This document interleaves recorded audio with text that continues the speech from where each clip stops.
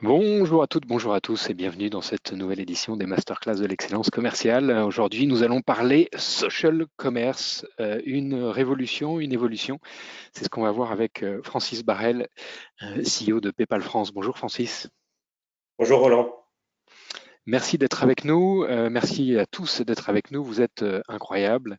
Vous êtes incroyables. Vous êtes 257 inscrits aujourd'hui. Vous étiez également très nombreux la semaine dernière pour assister à la masterclass de Sylvie Bénard. Sylvie Bénard qui a été directrice de l'environnement chez LVMH depuis les tout débuts de ce sujet dans le groupe et qui nous a partagé comment un grand groupe peut faire évoluer son business model au service de l'environnement. Vous pouvez retrouver cette brillante masterclass sur notre chaîne YouTube ou sur votre plateforme de podcast préférée. Les masterclass d'excellence commerciale sont rendus possibles par le soutien d'Incentive. Incentive est un éditeur de logiciels français. C'est une plateforme, application mobile pour aider les managers à coacher leurs équipes. Incentive travaille aujourd'hui dans une vingtaine de pays pour des grands comptes, des clients prestigieux dans les domaines de la banque, de l'assurance, des technologies ou de la grande distribution. Voilà, la page de publicité est terminée. Et j'ai le plaisir d'accueillir Francis Barrel. Est-ce que Jules, tu peux nous dresser le portrait du parcours incroyable de Francis aujourd'hui? Oui, je vais citer la biographie. Donc, bonjour Francis Barrel, vous êtes directeur général de PayPal France, où vous travaillez depuis plus d'une décennie. Après le baccalauréat, vous rentrez en classe préparatoire HEC au lycée Pasteur à Neuilly, puis vous intégrez la classe préparatoire HEC au lycée Pasteur à Neuilly. Vous intégrez ensuite brillamment l'EDEC en 1997. Durant votre cursus, vous effectuez un stage d'1 an chez Renault. Après l'obtention de votre diplôme, vous rejoignez BNP Paribas comme chef de projet. Votre soif d'apprendre et votre esprit de conquête vous conduit aux États-Unis, où vous entreprenez un MBA à la prestigieuse Tuck School of Business de Dartmouth. Ensuite, vous vous installez à New York pour rejoindre un cabinet de stratégie spécialisé dans les services financiers. Après 6 ans aux États-Unis, vous décidez de revenir en France et continuer d'accompagner les banques et les institutions financières dans leur stratégie sur les moyens de paiement. En début d'année 2013, vous rejoignez PayPal en tant que Business Development Manager pour la région Middle East North Africa. Rapidement, grâce à votre travail et votre engagement, vous prenez la direction de cette business unit. Et en 2015, vous prenez encore du galon pour devenir Head of Market Growth, puis Head of Merchant Services. Et en fin d'année 2019, vous devenez le CEO de PayPal France. Vous intégrez également le comité de direction Europe, une occasion supplémentaire pour vous de contribuer au succès de PayPal dans la région. Vous nous faites l'honneur aujourd'hui de votre présence et c'est un plaisir de vous accueillir aujourd'hui. Francis, quel parcours international, quel parcours dans la tech, dans la stratégie. Alors peut-être qu'on peut commencer par parler des grands enjeux de PayPal. Est-ce que tu peux nous le présenter? On connaît tous PayPal parce qu'on a utilisé, mais comment PayPal révolutionne aujourd'hui le paiement? Quels sont les grands enjeux pour les entreprises sur les sujets de paiement et comment est-ce que PayPal y répond? Merci Roland et merci Jules pour cette présentation plein de qualificatifs et de compliments. Effectivement, je pense que pour parler du social commerce et de l'avenir du e-commerce, c'est important de se souvenir du passé. On ne va pas remonter jusqu'au Minitel en France, même si j'adore rappeler à mes petits collègues américains que les Français ont connu les balbutiements du e-commerce dès 85. Mais effectivement, on peut remonter au début de PayPal. Et donc, PayPal a commencé en 98. En fait, c'est 25 ans cette année, comme Google. Et donc, on peut dire qu'on est un peu un dinosaure du paiement, un dinosaure des startups. Et en même temps, on essaye de garder continuellement notre jeunesse, notre agilité et de garder un esprit un peu startup et de continuer d'innover pour nos consommateurs. Donc, juste pour remonter au tout début de PayPal, qui a été cofondé par Peter Thiel et Max Levchin. Elon Musk est venu bien après. L'idée de PayPal au départ, c'était de pouvoir payer un ami, d'où le nom de PayPal, PayPal. Et c'est vrai qu'on oublie un peu, avec la présence de PayPal aujourd'hui sur plus de 35 millions de sites e-commerce ou auprès de freelancers, que PayPal a commencé sur le P2P, le person-to-person ou le peer-to-peer. Et l'idée, encore une fois, au départ de Max Levchin et Peter Thiel, c'était que les consommateurs puissent se payer entre eux avec un Palm Pilot. qui a fait long feu et en fait en parallèle ils se sont dit on va peut-être développer un petit site internet où les gens pourront payer avec une adresse email puis un peu plus tard avec un numéro de mobile en se disant encore une fois tout le monde dans le futur aura un Palm Pilot. Alors ils avaient vu juste, pas nécessairement sur le form factor, mais ils savaient qu'à un moment donné il y aurait une technologie qui permettrait aux consommateurs de pouvoir échanger de l'argent très facilement, très rapidement et de manière sécurisée. C'était le smartphone évidemment dès 2007, mais l'idée encore une fois était là. Et donc ils ont développé PayPal pour envoyer de l'argent entre particuliers. Très très vite, PayPal a été adopté de manière virale par les vendeurs sur eBay qui pouvaient éviter de demander aux consommateurs leur carte bancaire. Et puis après, au début des années 2000, PayPal s'est développé sur plein de sites internet.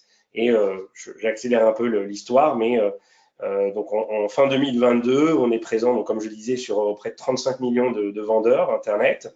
On a plus de 435 millions de consommateurs dans le monde entier.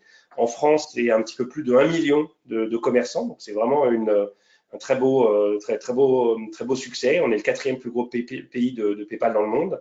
Et on a 14 millions d'utilisateurs actifs. Et on travaille, en France, on travaille vraiment avec tous les secteurs de l'économie, aussi bien les associations caritatives. On accompagne le Téléthon, par exemple, depuis plus de 17 ans.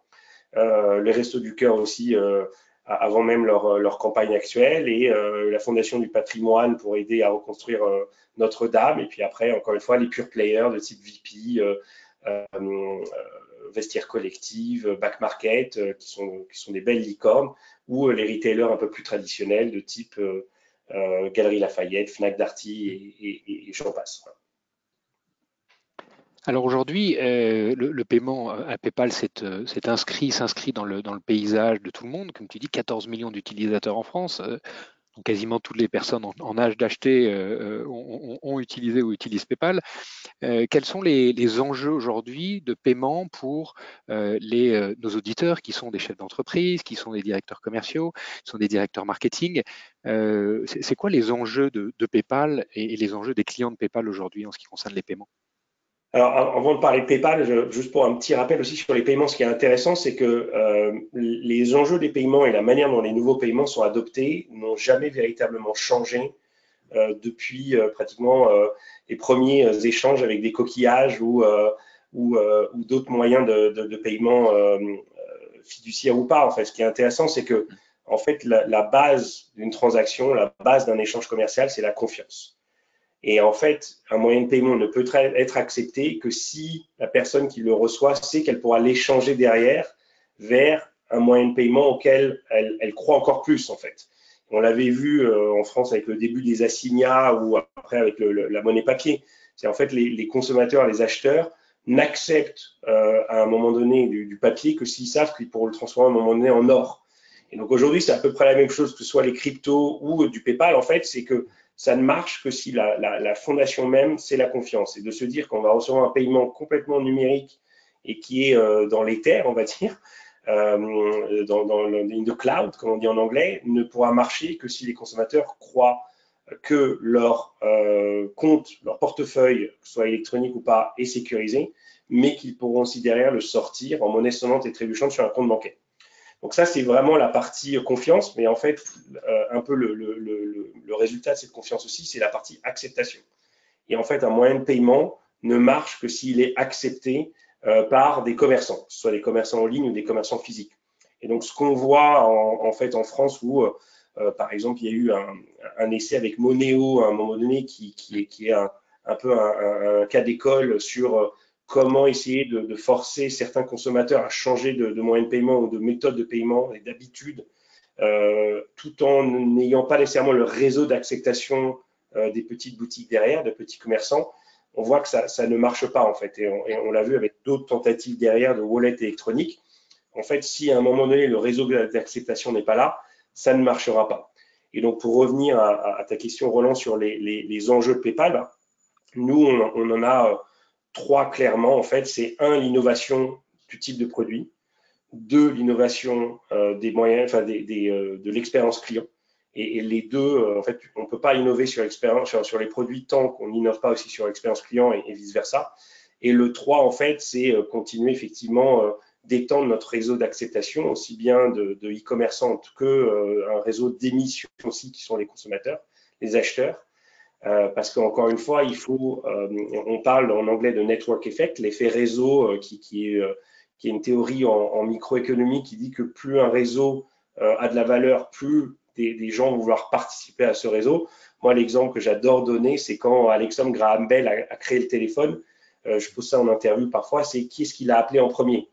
Et alors parfois, il y a des gens ont une réponse assez mignonne qui dit bah, leur maman, sa maman, sauf qu'en fait, sa maman n'avait pas de téléphone en fait à l'époque.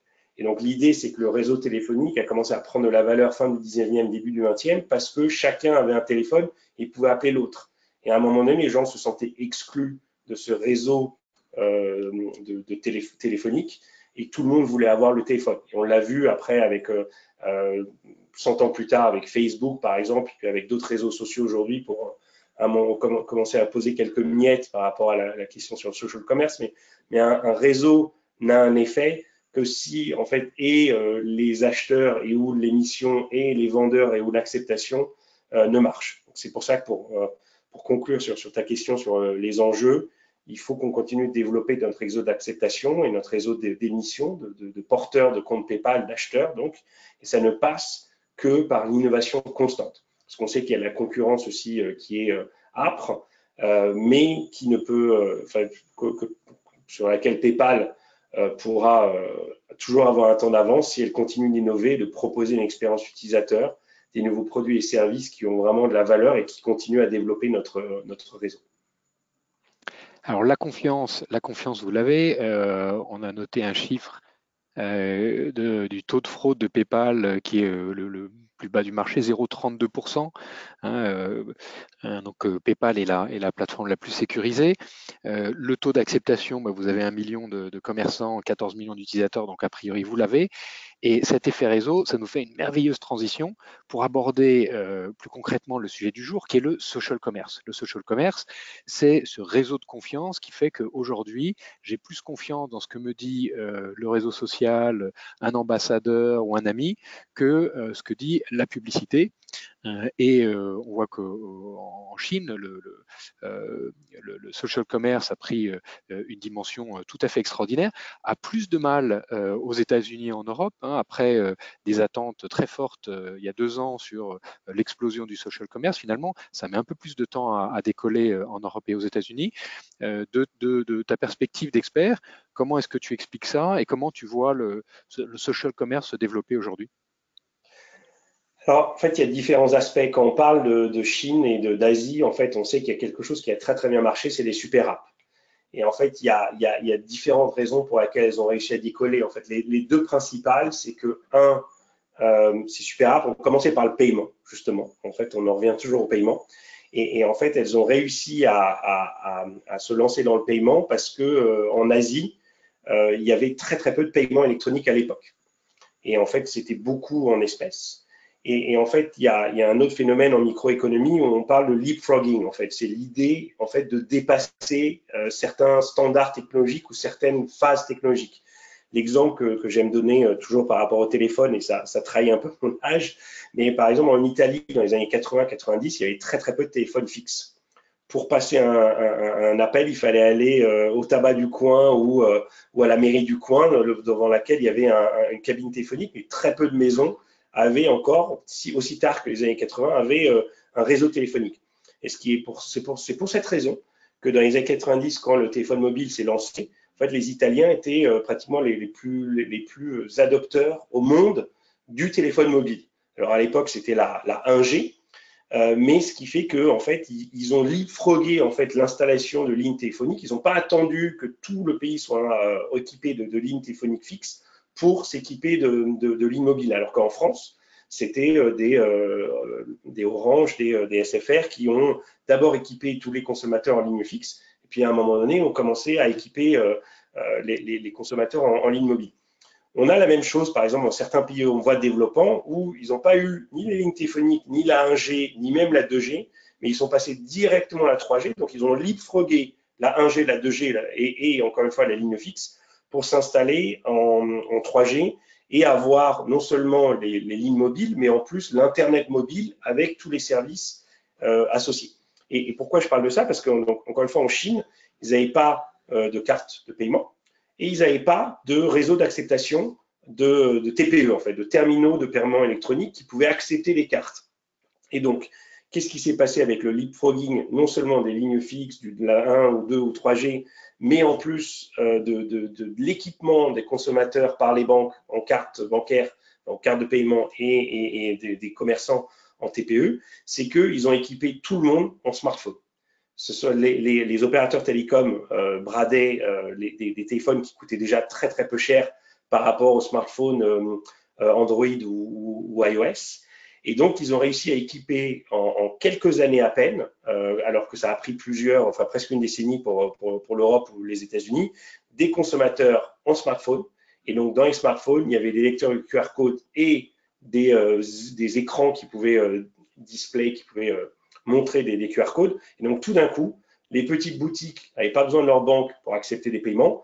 Les consommateurs n'avaient pas besoin de leur banque pour recevoir des cartes de paiement.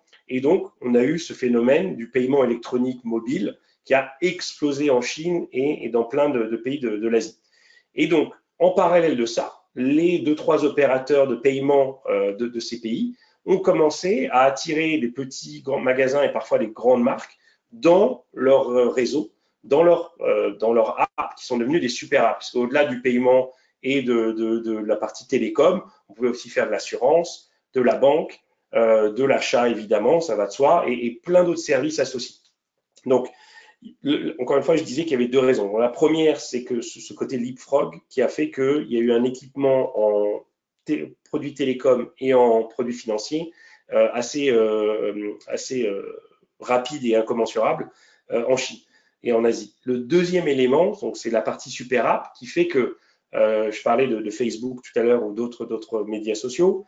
Ce qui est intéressant, c'est que ces réseaux sociaux se sont lancés avant qu'il y ait des super apps justement, ou que même les gens pensent aux super apps en Europe et en Asie. Et donc, on a finalement en Europe et aux États-Unis un éclatement de la propriété, entre guillemets, du temps de smartphone des consommateurs. Puisque, en fait, les gens font de la search sur Google, vont sur les réseaux sociaux de Meta ou d'autres, alors qu'en Chine ou en Asie, ils vont tous au même endroit. Et donc, c'est ça qui est intéressant, c'est que il n'y avait pas eu besoin de super app en Europe et aux États-Unis parce qu'on avait déjà tous les équipements, que ce soit les équipements par carte, par TPE, mais aussi des équipements, des apps au niveau mobile. Et donc, c'est pour ça que on se retrouve avec d'un côté en Asie des super apps et de l'autre côté en Europe et aux États-Unis un éclatement des services, des produits, de l'audience. Et chacun pense à Google pour la search et chacun pense à Meta pour les réseaux sociaux et chacun pense à certains sites e-commerce pour l'achat et à d'autres sites e-commerce pour tout ce qui est médias ou du streaming de vidéos, des choses comme ça. Et il n'y a pas, encore une fois, une seule et même app qui regroupe tout comme beaucoup de super apps en Asie. Donc finalement, pour terminer un peu ces prémices, encore une fois, du social commerce, en Asie, c'était inscrit dès le départ dans des super apps, puisqu'elles ont commencé par le paiement. Et donc, qui dit paiement dit e-commerce et dit toujours confiance et transaction. Alors que dans les pays plus d'Occident, on n'avait pas cette notion de social commerce et ou de super apps qui sont liées au social commerce. Donc, on a quand même quelques prémices un petit peu en France, on pourra y revenir, ou en Europe, mais c'est complètement différent des comportements en Asie. C'est passionnant. Finalement, le paiement en Chine, le développement des moyens de paiement en Chine a été à l'origine de la structuration de l'e-commerce et donc du social commerce. Alors heureusement, en France et en Europe, ça bouge aussi. 31% des Français ont déjà acheté un produit via le réseau social. C'est beaucoup moins important qu'en Chine. Les États-Unis, je crois qu'on est à 50 milliards à peu près de ventes de social social commerce. En Chine, on atteint les 400 milliards de dollars. Donc il y a vraiment un monde entre l'univers asiatique chinois et puis l'univers occidental. Maintenant, pour les auditeurs qui nous écoutent, comment est-ce que on doit construire sa stratégie de social commerce? Est-ce que il faut y aller? Comment est-ce qu'il faut commencer justement par s'intéresser aux moyens de paiement? Comment est-ce que dans une stratégie d'e-commerce, de commerce digital, le social commerce doit trouver sa place aujourd'hui? Alors, encore une fois, là-dessus, il y a deux aspects, en fait. Il y a l'aspect comportement client et l'aspect expérience client, qui sont pas tout à fait les mêmes, mais justement qui sont, encore une fois, très, très liés. Quand on regarde le comportement client, tu disais tout à l'heure qu'on avait énormément de consommateurs qui demandaient à un ami, pas nécessairement aux prémices des réseaux sociaux, mais je dirais fin des années 2010, début des années 2020, on voyait en fait que on demandait à un ami quel restaurant il avait découvert, quel produit il avait acheté, et ainsi de suite. Et puis, assez récemment, finalement, même si ça explose aujourd'hui, donc ça existe depuis plusieurs années, mais ça a vraiment explosé, on a eu le phénomène des influenceurs aussi. Donc là, c'était plus un ami à qui on faisait confiance ou à qui on demandait conseil, c'est on suit un influenceur et dès qu'il parle d'un produit, on va se dépêcher de l'acheter. Donc ça, c'est vraiment le comportement client. On a un changement où avant, un peu comme à qui veut gagner des millions, on appelle un ami pour savoir où acheter. On a ce côté demandé via les réseaux sociaux et c'était bien avant WhatsApp, c'était vraiment son groupe d'amis sur Facebook. Et encore une fois, ça trahit mon âge parce que c'était avant les Snap et les TikTok et autres. C'était vraiment c'est demander conseil. Et là, on a vraiment maintenant les réseaux d'influenceurs et on parle même des micro-influenceurs qui vont influencer encore une fois le comportement client.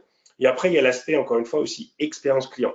Ce qu'on voit, c'est qu'en absence de super app, il y a à un moment donné trop de friction, voire il y a une rupture dans l'expérience client. C'est-à-dire quoi? C'est-à-dire qu'on va écouter un influenceur et si la première chose qu'on a envie de faire, c'est de cliquer quelque part, parce qu'en fait, encore une fois, il y a un élément essentiel en e-commerce, c'est ce qu'on appelle le call to action. C'est quand on voit, on découvre un produit, quand on entend la recommandation d'un produit, la première chose qu'on a envie de faire, c'est de cliquer pour acheter. Et en fait, quand il y a une friction et une rupture, ce qui se passe, c'est qu'on va partir d'un environnement, d'un écosystème très média. Donc, ça peut être encore une fois une chaîne YouTube, ça peut être un réseau social. Et on va sortir de ce réseau social et on va aller sur un site e-commerce.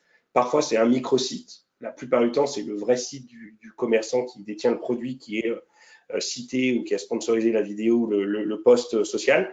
Et du coup, on ne va pas s'y retrouver.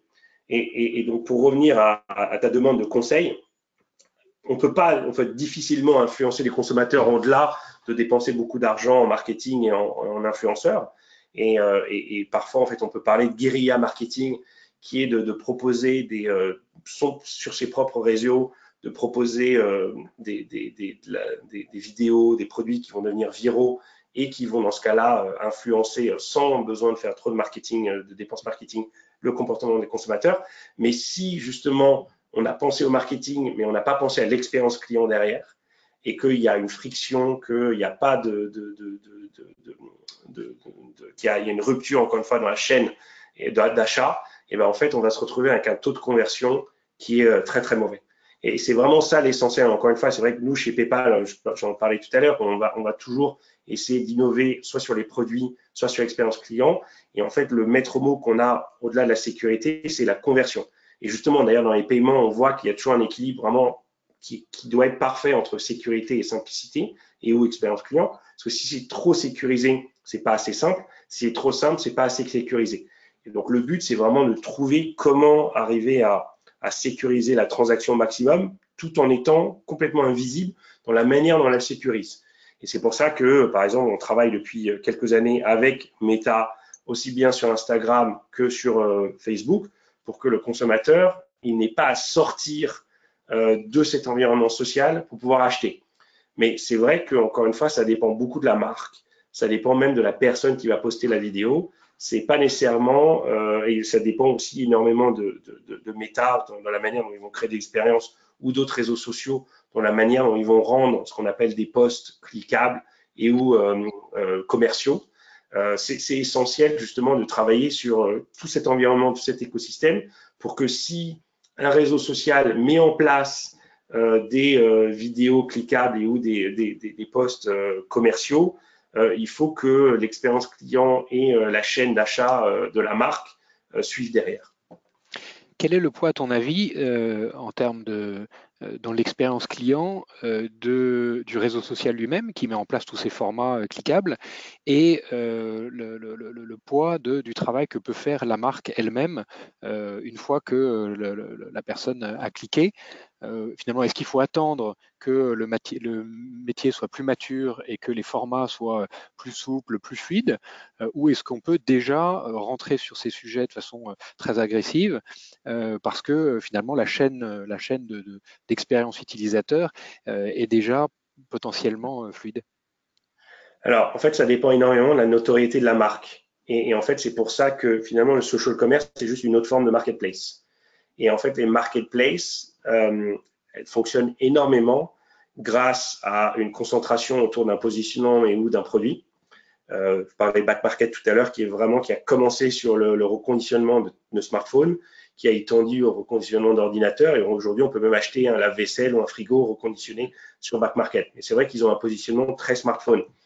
Et donc, leurs vendeurs, par exemple, sont des usines de reconditionnement qui récupèrent les téléphones et les vendent sur back market. Personne ne connaît les marques de ces usines de reconditionnement et en fait, elles n'ont aucun intérêt à créer leur propre site internet pour attirer le chaland. Au contraire, elles ont tout intérêt à être sur back market et à profiter du trafic grandissant de back market et de vendre sur cette marketplace. Donc, c'est la même chose quand on regarde les réseaux sociaux qui sont finalement des marketplaces. Si on a déjà une marque établie et qu'on veut contrôler d'un bout à l'autre de la chaîne et l'expérience client et l'acte d'achat et le positionnement, c'est sûr que c'est important de continuer à travailler sur son site internet, sur son app, sur l'expérience client. Ça peut être des micro-sites via des réseaux sociaux, mais encore une fois, c'est quand même très très rare en Europe et aux États-Unis. C'est beaucoup plus courant sur les super apps en Asie. Si on est une toute nouvelle marque et qu'on a besoin de s'établir, encore une fois, il y a deux options. C'est soit vous matraquez en acquisition client via des budgets marketing énormes pour établir une marque direct to consumer, par exemple, pour les attirer sur votre site. Mais on sait que le coût d'acquisition augmente aujourd'hui et que les levées de fonds ont diminué, donc ça permet beaucoup moins d'avoir énormément de budget marketing. L'autre option, c'est d'aller sur la marketplace. Vous avez de plus en plus de marketplaces d'ailleurs qui vous permettent de créer un écosystème de marques pour que vous ayez quand même une identité visible et lisible pour le client. Ce n'est pas tout le temps le cas encore, mais c'est une manière de commencer à structurer votre approche commerciale. Et surtout, moi, ce que j'aime beaucoup avec les marketplaces, c'est que ça permet d'avoir le feedback client. C'est-à-dire que quand vous lancez un produit, le mieux, c'est aller sur les marketplaces, là où vous aurez des milliers, voire des millions de clients, d'acheteurs potentiels.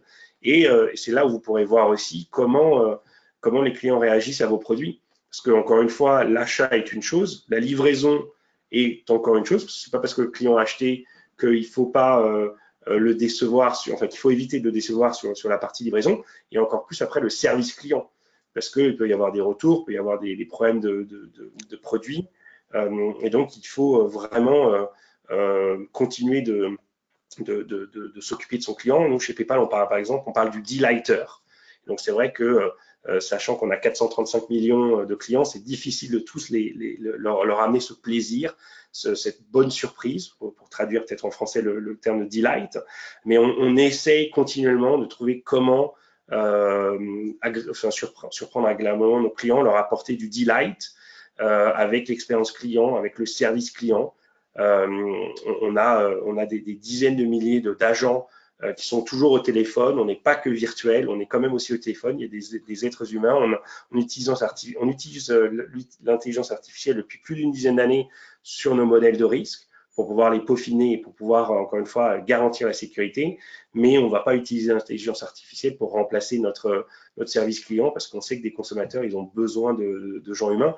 Et c'est ma recommandation auprès de nouvelles marques aussi, c'est avoir au moins une première personne, même dans une startup, qui est responsable du service après-vente et qui peut répondre au bout du fil.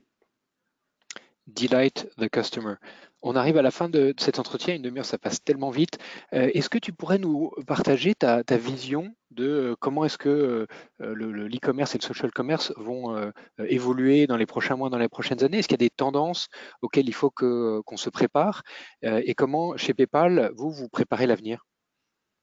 Alors, c'est vrai on a peu parlé du live shopping, par exemple, c'est pas si récent non plus, mais là, c'est adopté par de plus en plus de marques. Donc il y a le live shopping qui marche de mieux en mieux.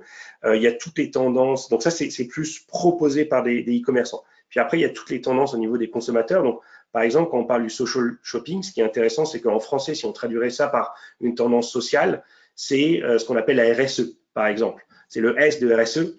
Et du coup, ça veut dire qu'il y a de plus en plus de consommateurs qui, avant la crise inflationniste actuelle, sur laquelle je vais revenir, mais on avait de plus en plus de consommateurs qui regardaient à l'impact environnemental d'un produit, à la manière dont il était fabriqué, est-ce que justement, si c'est un produit de seconde main, ça a moins d'impact sur l'environnement, comme on le sait. Donc, il y a eu beaucoup d'éléments, est-ce qu'il est bio, et ainsi de suite.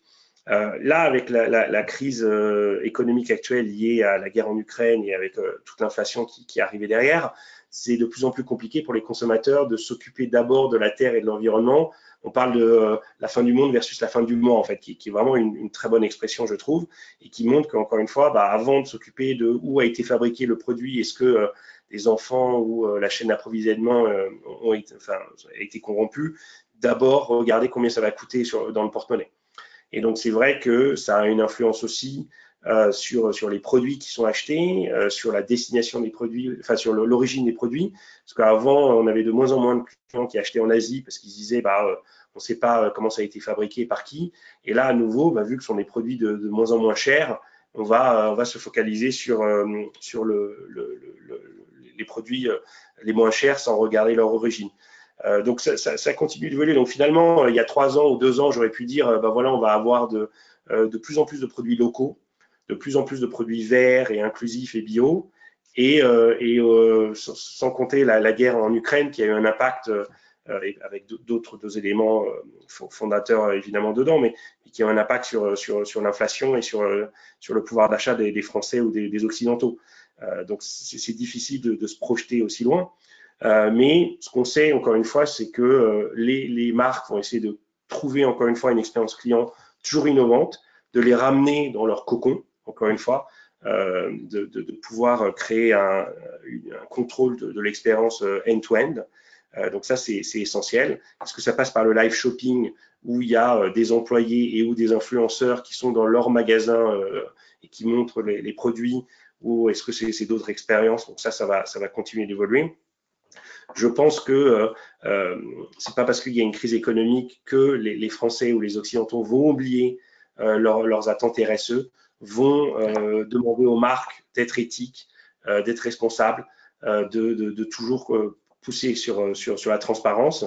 Et finalement, en fait, à un moment donné, il va y avoir une pression sur la transparence et le prix aussi pour les marques locales. Donc ça va continuer de progresser. Donc ça va continuer aussi d'influencer le e-commerce. Très bien, écoute, merci. Finalement, on va retenir ces deux enjeux, la confiance et le réseau. La confiance et le réseau avec ce futur d'e-commerce, avec le live shopping, les tendances RSE. On voit des Yuka maintenant qui sont utilisés pas simplement pour voir si c'est bon pour ma santé, mais aussi pour savoir si c'est bon sur la planète, pour la planète. Et puis le contrôle de l'expérience end-to-end, finalement, il est un peu là. C'est autour de l'expérience client que tout va se jouer dans l'avenir. Tout à fait. Un immense merci pour ce partage.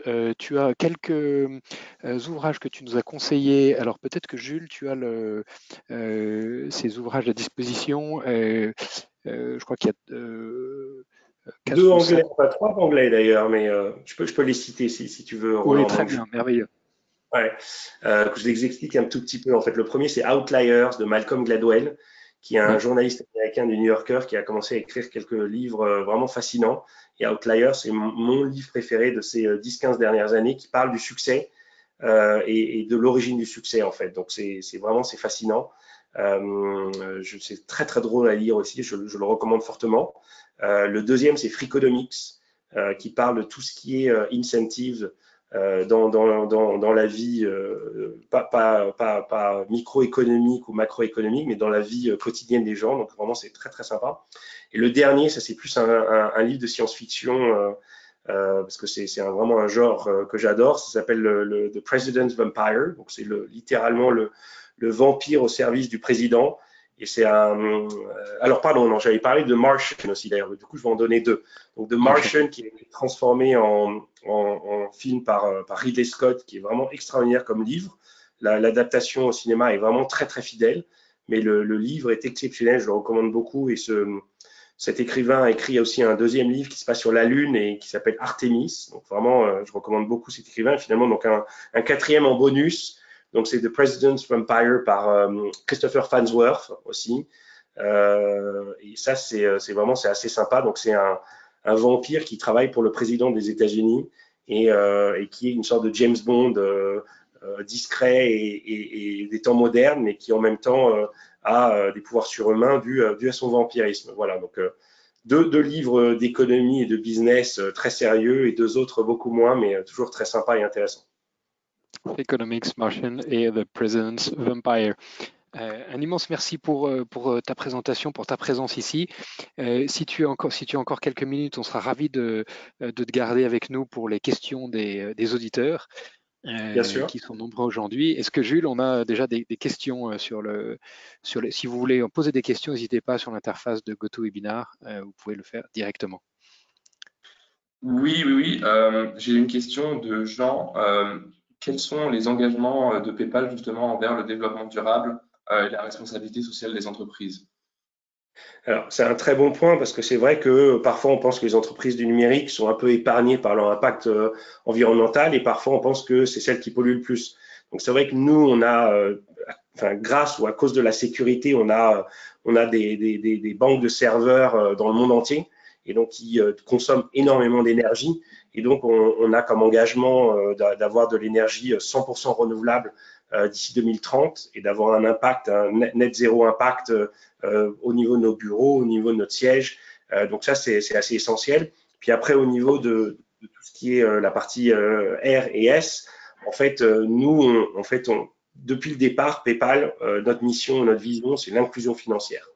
Donc en fait, on travaille énormément pour aider les populations qui sont exclues d'un service financier traditionnel à pouvoir profiter des services de PayPal. L'exemple que j'adore donner, c'est quand j'ai commencé chez PayPal, je m'occupais du Moyen-Orient et en Afrique du Nord. Il y avait eu un article au bout de quelques mois qui disait que dans un pays, dans une région où une femme a besoin de son père, de son frère ou de son mari pour pouvoir ouvrir un compte bancaire, elle peut devenir entrepreneuse avec un simple compte Instagram et un compte PayPal. Instagram pour publier les produits, déjà à l'époque, encore une fois, le social commerce, et un compte PayPal pour recevoir les paiements sans avoir besoin, encore une fois, d'un homme pour contrôler sa destinée d'entrepreneuse. Donc c'est vrai que ce soit les femmes, quelle que soit la population, on essaie de les intégrer dans notre écosystème. Donc l'inclusion est l'une de nos valeurs clés et notre mission aussi au niveau de l'inclusion financière. Très bien. Ensuite, j'ai Charles qui demande comment PayPal s'est adapté justement à la crise du Covid envers les petits commerces. Alors, ce qui est intéressant, c'est que, évidemment, autour du 15 mars, il y a 3 ans, on a eu des petites boutiques qui étaient pour beaucoup dans le monde physique, qui du jour au lendemain ont dû fermer et en fait, dont la survie dépendait de leur vente en ligne. Donc, en fait, nous, on a été pris d'une mission assez sainte presque, où on avait nos employés et moi-même, en fait, on était disponibles 24/7. À l'époque, je recevais des contacts, mais tous les jours, toutes les nuits, tous les week-ends sur LinkedIn pour aider des consommateurs, des clients, des marchands pour avancer avec PayPal s'ils avaient des questions, des problèmes techniques ou des choses comme ça. Et donc, en fait, on a été pris d'une mission pour vraiment accompagner les e-commerçants. Et la première, en fait, qui pourrait être assez banale, mais quand on passe de quelques centaines d'euros par mois de vente en ligne à quelques milliers d'euros par jour, parce qu'encore une fois, les ventes en ligne représentaient 5% de son chiffre d'affaires et tout d'un coup représentent 100%, ben notre modèle de risque il est un peu chahuté. Donc l'objectif, c'est de comprendre qu'est-ce qu'il y a derrière cette augmentation exponentielle et d'accompagner encore une fois les petits commerces à se développer sur Internet et de leur donner quelques bons conseils. D'autres parties aussi, c'est à ce moment-là, on a décidé d'accélérer le lancement du QR code qui avait permis justement le mélange physique et digital. Alors moi, je déteste le mot figital, donc je vais l'utiliser qu'une fois et après me laver la bouche.